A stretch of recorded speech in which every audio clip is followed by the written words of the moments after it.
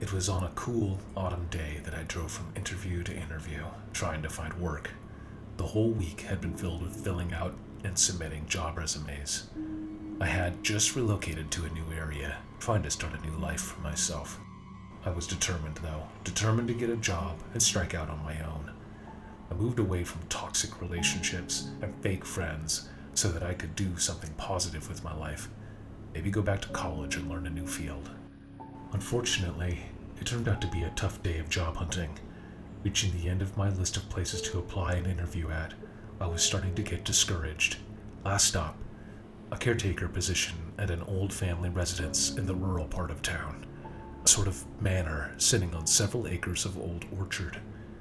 The advertisement for the position stated they needed a caretaker for an elderly landowner. It didn't require any experience, and had training offered assuming the position was a good fit. All applicants were welcome. I drove my car down the packed gravel road lined with fruit trees. The light filtered through the leaves and branches, speckling the ground with rays of sunshine. The trees had all been planted in rows, with a hypnotizing effect as you drove by. The perfect symmetry of the planting created a beautiful kaleidoscope of nature. Pulling my car into a roundabout at the front of the manor, I marveled at the size of the place. It must have had 6, maybe 7 bedrooms if I had to guess just looking at it from the outside. The maintenance had been lacking though. The paint was flaking in several places, and the vegetation around the house was out of control. It looked like a house that had once been very loved, but those that loved it slowly left or faded away. I closed my car door and walked the path to the heavy oak front doors.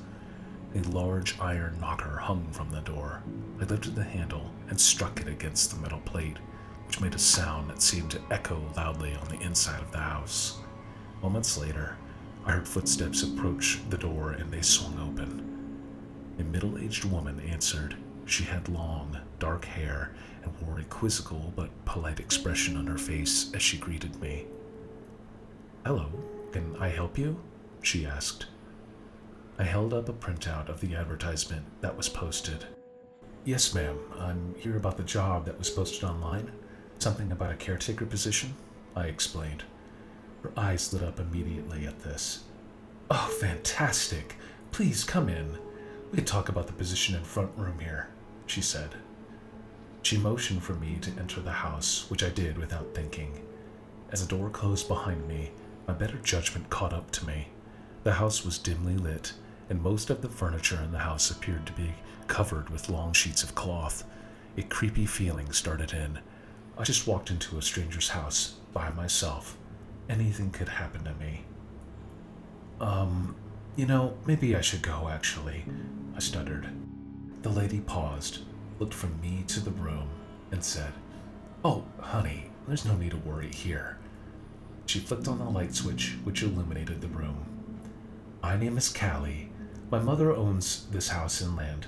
I know it might seem a little eerie in here, but really, the furniture is only covered because it's so rarely used.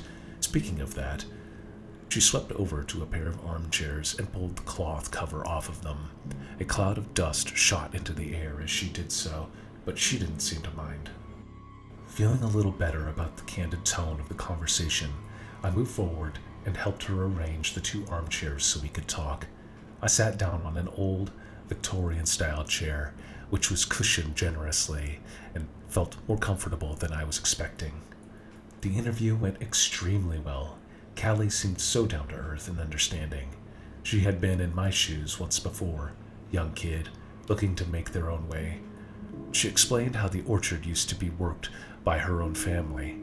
However, with her parents aging, they decided to lease the land to other companies. They get a small percentage of the yields of the trees, which basically keeps the manor from being foreclosed on by the bank.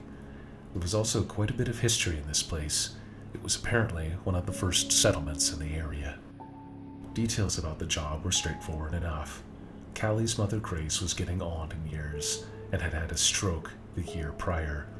She was nonverbal and needed help with certain tasks around the house. All of this care would be handled by a full-time nurse who would come by during the day to assist with treatment for various ailments her mother suffered from. My duties were strictly around the house, ensuring the immediate landscape area around the house was kept up. Most of the rooms had been closed and didn't need cleaning, but the main walkways and living areas did need daily cleaning. Callie had her own job and family, so she simply couldn't be here as much as she would like to keep her mother and the property in good health. Grace would sleep through the night until the nurse arrived in the morning, but they would prefer the person in this position to live on the property.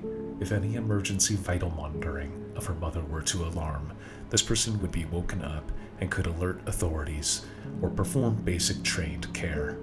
The room was no charge, of course, and if I was woken up to deal with anything around the house, I would be compensated overtime.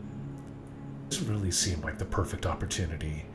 Not only did I like Callie, but the free room was the icing on the cake. Not having to spend half my paycheck on rent, plus be able to explore these grounds in my off hours, sounded like a dream come true. Callie seemed to read the enthusiasm on my face. "So, what do you think?" she asked with a smile. "Because I think you'd be absolutely perfect here." I looked once more at the advertisement, then back at her, and smiled. "I think I'd love to work here," I said. She was overjoyed to hear me accept the position. We agreed that I would start the following day. I was given a list of items that were to be completed regularly.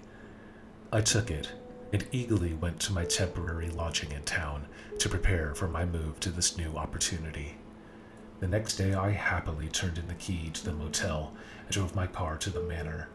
Having only a small bag of clothing to my name, the move from my previous residence wasn't exactly a difficult one. A young lady greeted me at the front door.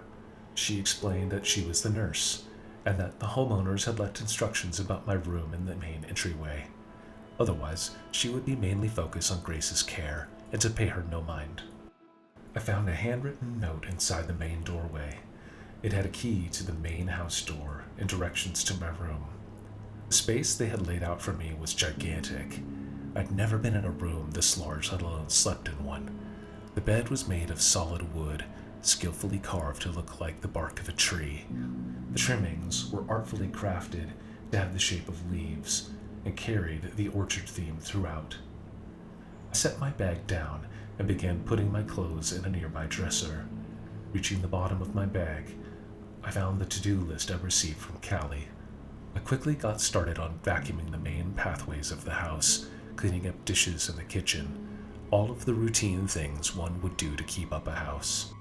When I was out in the yard mowing the lawn, the nurse came outside with an elderly woman in a walker. She helped her carefully down the step and to a bench in a small grove by the house. I hadn't met Grace before, and Callie didn't think it was necessary. She had explained that, in addition to the stroke, her mother was in a general mental decline. Something about her seemed odd, though, because after she sat down, she stared at me, a long, never-blinking stare that didn't stop until the nurse helped her back into the house. Even though it creeped me out, I decided I was making too big a deal out of it. Her mother probably didn't even mean anything by it, and was just enjoying the sunshine. As the clock creaked to 4 p.m., the nurse explained that she would be leaving soon. In the coming days, when I had the yard under control, she would take some time and explain some basic medical care I could give Grace should an emergency arise. In the meantime, I was only to call 911 if there was any sort of issue. She showed me the alarm system built into the house that would alert me of anything on the medical monitoring devices. After that, she packed her things and left me to finish up my day. The yard was a brutal task, but really felt like I had made a significant difference in the overgrowth. As the sun started to go down, I moved back inside and took a shower. Reaching the bedroom, I tried to close the door, but found that the door was a bit of a mismatch to the frame. No matter what I tried, I couldn't get the latch to shut. I made a note to mention this to Callie later when I saw her. I got dressed and went downstairs to find food in the kitchen. To my surprise, Callie was there, preparing food for me. "Hey, I'm sorry I didn't warn you. I'll be here from time to time, of course, but I wanted to see how your first day was," she said. I was caught off guard by her visit, but was perfectly happy to see her. Good, tiring, but good. Happy to have worked on those hedges out front, I said. I know. The whole house looks amazing. I knew you'd fit in here, honey, she said. Have a seat. I already made you a plate. She motioned toward the table where I had failed to notice 2 place settings already set out. I gratefully sat down and looked over an amazing meatloaf and vegetables. The food was as delicious as it looked. We both ate and discussed our days. At the end, Callie offered me some wine, which I happily accepted. Walking out of the room for a moment, she came back with 2 wine glasses. As we drank, the exhaustion started to set in. Assuming I was just tired from my first day on the job, I told Callie I needed to head to bed. She smiled and said goodnight. Waves of exhaustion overwhelming me, I hit the bed and fell asleep instantly, drifting off into a deep sleep that I hadn't had since I left my hometown. I dreamt, but not how I was expecting I would. I was standing in the corner of my room, looking down at my sleeping self. It took me a moment to get over the disorientation of this sight. I clutched at my chest and body instinctively, as if to confirm I was still whole. Looking down at my sleeping self, I tried to touch my own arm. I passed through as if my current body was made of air. The sound of footsteps came from the hallway outside my door. I stepped back from my body in surprise as the door that couldn't close slowly creaked open. My jaw dropped as I watched Grace step into the room. She didn't seem frail at all, not depending on a walker or the aid of her nurse. The truly horrifying thing is that she came in and looked at my unconscious self on the bed, but then she turned and looked right at me standing there. She smiled, a wicked, evil smile, and turned back to my sleeping body. Her mouth started to open, jaw extending far past anything that could be considered natural. It reached down to her chest when it finally stopped. She started making a loud breathing noise, as if the huge opening was pulling in air like a vacuum. My body on the bed started to change. Little red droplets started to appear all over my skin. These droplets started flying off my body and into the gaping hole that had once been Grace's mouth. The sight of this completely turned my stomach. "Stop! Stop it!" I shouted reflexively. Grace's mouth narrowed, and the stream of red liquid from my body stopped. She closed her mouth and looked at me in response to the shouting. Then she started laughing, shrill and loud, a sharp, penetrating sound that seemed to echo inside of my head. I slammed my hands on my ears, but it didn't do any good. The sound pierced through anyway. I screamed louder than I ever had in my life. Waking up suddenly, I lurched out of bed. My heart was pounding, and I couldn't catch my breath. What in the heck was that? Never in my life had I experienced a dream like that. I looked at the door, which was still in the position I had originally left it. I stood slowly out of the bed, taking care of my footing and catching my breath slowly. Taking a shower, I couldn't shake the thoughts of the dream. Unlike other dreams or nightmares, where details faded shortly after waking, this dream persisted, a vivid memory on repeat in my mind's eye. After getting dressed, I peeked down the hallway. No one was there. I apprehensively made my way downstairs to begin my workday outside. Having no appetite for breakfast, I decided to get started with my work first thing. The nurse greeted me on her way in, asking how my first night was. I wasn't sure how to answer this. It was good, I said.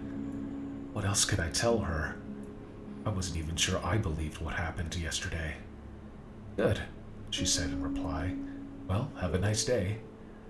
And she went off to perform her duties with Grace. I paused.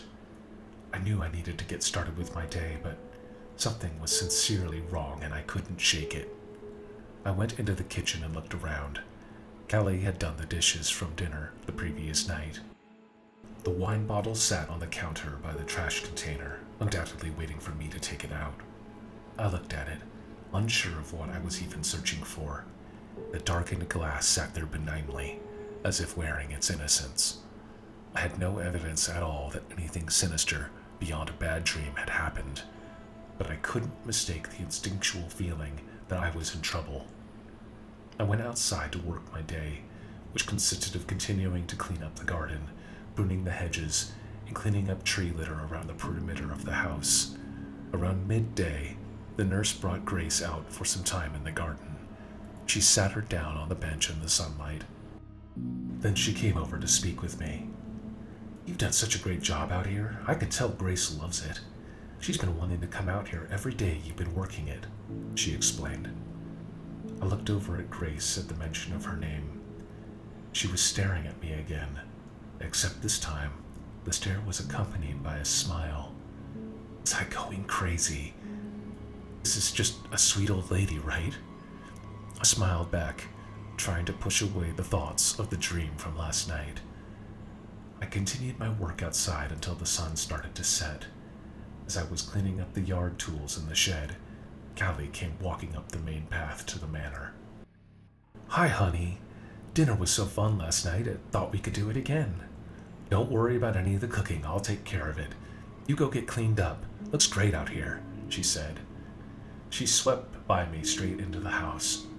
I again fought the temptation to say anything about last night. It was her mother, after all. What would she think of me for having such a dream? I went inside and began to get cleaned up and ready for dinner. Returning to the kitchen, showered and freshly clothed, I found that another plate had already been made and fully set for me. Callie was already getting ready to sit down herself when she noticed I had arrived. "Go ahead and get started. I bet you're famished after all that work you did today," she said as she placed a charger under the plate she was setting for herself. I sat down quietly, looking over the food, which again looked very good. A beef stew with lots of vegetables and a dark broth that smelled very welcoming. I ate some of it and immediately felt a warmth rush over me that made me feel calmer. We pressed on with dinner, discussing our days again. Nearing the end, Callie once again offered me some wine. When I agreed, she stood up and left the room. That instinctual side of me wondered now why the wine wasn't on the dining room table. Moving my chair away from the table as quietly as I could, I tried to peek around the corner into the kitchen. I could see the bar counter and the bottle of wine, which had already been opened, 2 glasses sitting next to it. I couldn't see Callie, though, who wasn't next to the wine bottle. I tried to peek a little more when she came around the corner right up to me. I jumped, startled by her sudden appearance. "Whoa, everything okay, honey?" she asked, maybe a little startled herself. "Yeah, fine. Sorry," I said. "I need to, use the bathroom. Be right back," I replied, thinking quickly for an excuse to be out of my seat. I rushed to the bathroom and stood there for what seemed to be like long enough time to pretend. I flushed the toilet and washed my hands, then returned to my seat. The glass of wine was waiting for me at my seat when I returned. "Cheers to day number 2. May there be many more," said Callie, and we clinked the glasses together. I put the glass to my lips, but I kept them sealed to the glass, pretending to drink. I set it down again. "Very good. Now you're quite the host, Callie," I said, faking a smile. She blushed and gave me a wave as if it was nothing. "I am just happy to have someone so reliable here," she said. "Oh, that reminds me, I almost forgot." She stood up and went into the kitchen. I took this opportunity to take my wine glass and pour a portion of it into my stew.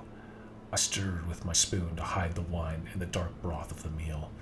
I looked back at the wine glass, which now looked like a few small drinks had been taken from it. "Got you something. Thought you could use these with all the work you're doing on the grounds," Callie said as she returned to the dining room. I opened a medium package, which turned out to be some new steel-toed boots. I blushed at the kindness I was being shown. When all day I had done nothing but feel suspicious, a small pang of guilt welled in my stomach. "Everything okay?" she asked. Yeah, everything is great. I love it. Thank you. I've just been feeling a little bit off this morning, that's all. Do you mind if I call it a night? I think I just need to get some sleep, I said. Oh, I had no idea. Yes, yes. Please go ahead and head upstairs. Don't worry about the dishes. I'll take care of it. Have a nice night, she said, and then shooed me out of the dining room with my new boots. I went to my room and quietly swung the door into its closed position. I wasn't sure what to do. I had been treated so well here, but I still could not rid myself of the feelings that something wasn't right about this place. I decided to sleep on it, make a decision in the morning. Say that I heard from family and needed to leave, unfortunately, something like that. I laid in bed and closed my eyes. Sleep slowly crept over me, and I lost consciousness. Sometime later, I was awoken by a scraping, shuffling noise outside in the hallway. All daylight had faded at this point, so I squinted my eyes in the darkness, trying to see around my room. The door remained closed, but I could hear some kind of movement outside. It was getting closer and closer to the door. I laid back down, pulling the sheet over myself, eyes glued to the door. When the movement sounded like it was right outside, the door suddenly moved. It opened very slowly, as if the person on the other side was trying to be careful about waking me. What awaited on the other side of the door wasn't a person like I was expecting. My entire body seized when a furry leg appeared at the top of the door frame. Another leg, then another. A segmented furry body came through next. A giant spider, the size of a person, was crawling on the ceiling into my room. My mouth gaped in horror, unable to make a sound as I watched the spider position itself right above me. The head seemed to swivel around to face me, and this time I did scream. It was Grace, her head on the body of a massive spider, twisted and distorted into this monster. I leapt out of the bed as the spider detached from the ceiling and tried to land on me. I just barely escaped being completely entrapped by its legs and body. It turned and hissed at me, clicking fangs in my direction. I ran out of the room and pulled the door closed behind me. The spider slammed into it, unable to force it open from that side. I held the door for dear life, not knowing what would happen if I let go. After a minute or two, the attempts to open the door seemed to subside. Footsteps behind me made me turn my head into the hallway. Callie was there, wearing her usual smile. "Oh, honey, someone hasn't been taking their medicine," she said, almost sympathetically. "Don't worry, I brought some for you." She held a glass of wine in her hand and then started laughing. The same shrill laughter I heard in my dream the first night. It pierced my senses and started echoing in my head. I let go of the door and ran for it, pushing Callie out of the way. Down the stairs and out the front door. The laughing continued to pierce the walls of the manor, even after I rushed into the cool air of the night. I got into my car and backed it out of its parking spot, throwing dirt and gravel into a whirlwind behind me. I slammed the gas pedal and got out of there. I drove until my gas tank was completely empty, unwilling to look back for fear of seeing the spider again. I hitched my way to a nearby town and found a sympathetic family to take me in while I looked for work. I've never been able to come to grips with what I experienced at the manor. I never told anyone what I experienced till now. I can only hope that by sharing this, I can shed the nightmares I still have to this day, even if the story is too crazy to believe. I don't know what would have happened if I didn't trust my gut that day.